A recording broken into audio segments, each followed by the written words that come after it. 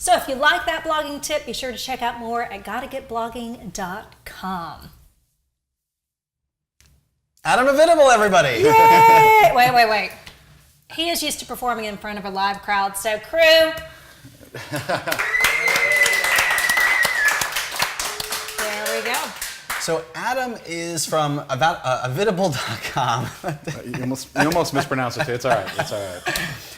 So Adam is a published author, stand-up comedian, and planning committee member for FLBlogCon. Yep. And glad to have you here. I always feel like the moment I say stand-up comedian, people think, oh my God, he's going to just be funny. But when I interviewed you in the past, there's a very different side of you that I've seen. Well, I mean, it's still a job. So I'm funny when I get paid to be funny, or if it strikes me. But a lot of comedians are actually kind of darker people, more serious than you'd think, because they have to think about a lot of things. So that's a big part of it. Well, and that's why we brought you here today, is your writing style. Are we paying you for this? I don't know. Did we talk about that? Okay, so you don't We'll have see. to be funny. Okay, good. You don't have to be funny. That's good. But you write with a very distinct voice. I do. That I think it's very clear. You're consistent with how you write, and your personality comes through. And I think a lot of us bloggers can learn how you do that and how we can, make our own voice come to life. Mm-hmm. Yeah, and he actually does a great workshop all about content and helping bloggers develop their voice. What are some of the things that you cover? A lot of it's about how to edit, how to discover your voice, how to learn how to write better, and a lot of it is actually dispensing with the idea of worrying about writing to make money, which I know a lot of people talk about monetizing, but I don't think you should. I think that sometimes you need to write for you, and that people will appreciate it when they actually see it. So let's begin at the beginning. Tell us about your blog, Avitable.com, and what do you typically write about? Well, it started off as a personal blog back in 1998, I think is when I first started it, hand coding HTML, and then it's just turned into more of a humor blog and still personal. I got divorced, talk about divorce, depression. So it's got serious and funny things, and it's not exactly children friendly, and say it's not safe for work or Not safe for work. church or your grandma, So, but it's everything in my life basically. It's a very open book. But your grandma might like it. She would. Yeah, she probably would. But she'd strike me down right now. But she saw half the stuff I wrote on that. So really though, you're my favorite PG-13 blogger. And I say PG-13, it sometimes goes a little rated R. Well, it's like PG-13 back in the 80s when there was still some brief nudity. Yeah, okay, so that's still PG-13. So I think we have a screenshot of the blogging tip that you gave at our last major blogging conference. So take a look at this and you'll see what we mean by that whole PG-13 / maybe a little more. Adam, you've talked a lot about the need for great writing in a blog. So just tell us, what do you think is great writing? I think great writing is something that dispenses with pretense, and also it's not something where you're considering who you're writing for or what you're writing. You're getting your message out there, and then you're going back and maybe tweaking and editing it. If you think too much about what you're writing, it ends up being stilted, it ends up feeling forced, and that's not great writing. Mm-hmm. So why is great writing important for bloggers? Because I think crappy writing just makes people look at blogs and say it's amateur. I think bloggers have started to become a more distinct voice, more professional voice in news, in just in the world. People give it a little more respect, and if someone writes terribly, then it just hurts all bloggers. Mm-hmm. And you actually know what you're talking about because you are a published novelist, or I guess it's a novel, not humorist. A novel. I don't know what you want to call it. Humorist, Yeah, not a I don't novel. know. So tell us about your book. I wrote a book called Interviews with Dead Celebrities, which started off as a series of blog posts where after celebrities died, I would actually interview them, fake interview. And it got a little metaphysical at times, and I decided it was so popular to condense them into a book and then write another 15 to 20 interviews that are in the book only.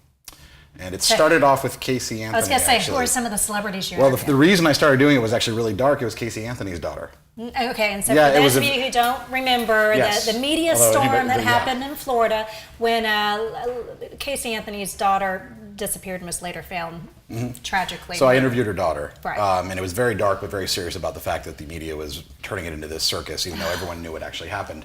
And it got so popular I started interviewing other people. So Whitney Houston is in there, Michael Jackson, I'm trying to remember who else. Who's been your favorite celebrity you've interviewed?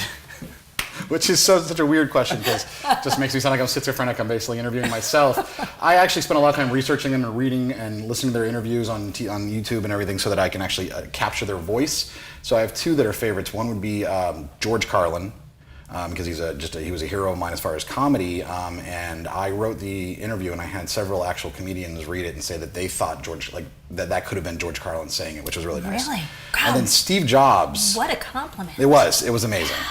Steve Jobs is actually my favorite one, though, because I had a hard time writing it, and it was one of those things where I just started just talking, and it worked into actually one of the best pieces I've written. So, real quick, George Carlin, did he talk about his days on Thomas the Tank Engine? No, he did not. We did not go there. He was on Thomas. You need to go back. I couldn't and control where the interview re-interview. went. It just kind of flowed. It did. It just flowed naturally whenever I wrote Yeah, it. see, okay, so my son, Jackson, he's now 18 years old, an adult, as he constantly reminds me. So Thomas the Tank Engine, we did a whole solid two. Joe, what do you think? 2 years? Solid of Thomas the Tank Engine? 2 years? Oh, yeah. So, yes, so George Carlin is in the videos. He's the little teeny 6-inch tall conductor. No kidding. Yeah, so. One of the things you mentioned in your interview is you did a lot of research to get the voice of those celebrities, and I think that's one tip that a lot of bloggers can take away from is the need to do some research and to back up the story that you're telling with just basic fact and just updating like times and dates and prices if you're talking about event things. A little bit of research, I think, probably goes a long way. It does for anything, actually, anything in social media, so you can not be one of those idiots who share something that's either a parody news site or something that's completely unverified. Well, you know what I like, Adam? You're really our first blogger that we've had on here that really embraces the stylistic and really goes into what's basically fiction versus, blogging about events or food or fashion. Right. So I love having you on here. Okay. What are some other ways that bloggers can improve their writing? Are there things that you see at a website that you're like, if they only just did this a little bit better? Write more is really, the more you write, the better. I don't know how many, I have several thousand posts on my site, and it only gets better each time I write. And learn how to edit. Editing is one of the biggest things you can do, because if you can edit, then you can actually cut out some of the crap and some of the superfluous words that people like to use first, second, things like that.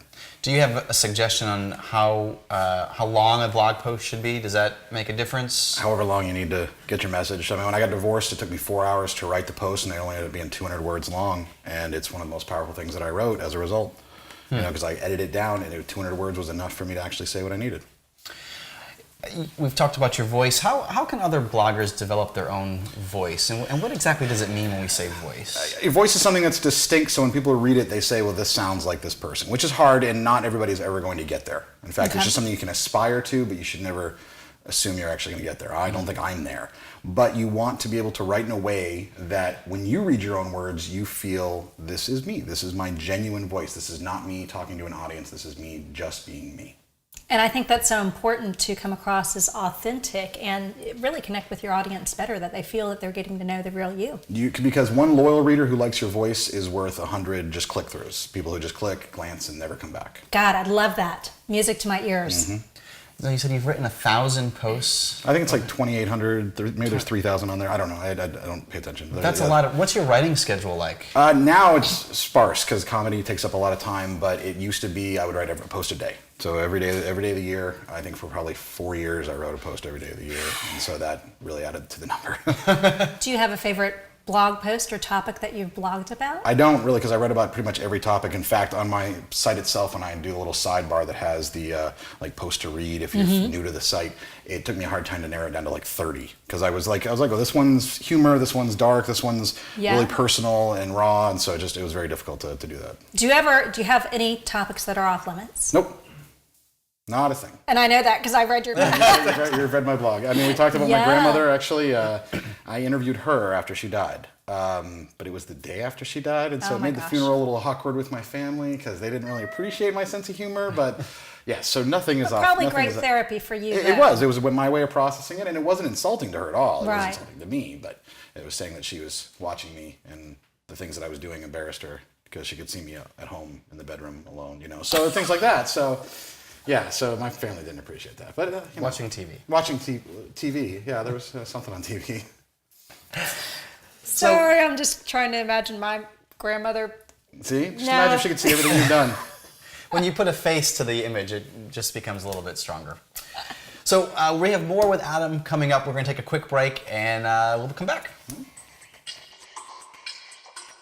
Hi, I'm Professor Josh, and I'm back with you again today to show you another great app. So if you're like me, I hate trying to go in Photoshop and cut an image out and really focus on, getting rid of maybe the white background or colored background where you want to take something out to be able to use in a blog, in a presentation, any kind of thing you want to take something to turn it into a PNG and cut out the image. So it's really hard to do. So I'm going to show you clipping magic today. So I'm going to go right on to the site. You're able to drag and drop an image right in and upload it right to their server. It's only $3.99 for 15 images a month. They can roll over if you don't use them, or you can get a professional plan for more, just depending on what you need to use it for. So great thing about it is once you upload that image, you go right in there and play with it. You're able to do green, what you want to keep, red, what you want to get rid of, and it shows you a preview of what it's getting rid of, the results right there on the screen. So it's a great way for you to be able to see what you're doing as you're doing it. So you don't have to worry about, playing with it over and over again. If you want to find Clipping Magic, just go to clippingmagic.com. If you want to find out more tips and tricks, visit professorjosh.com and I can explain more to you.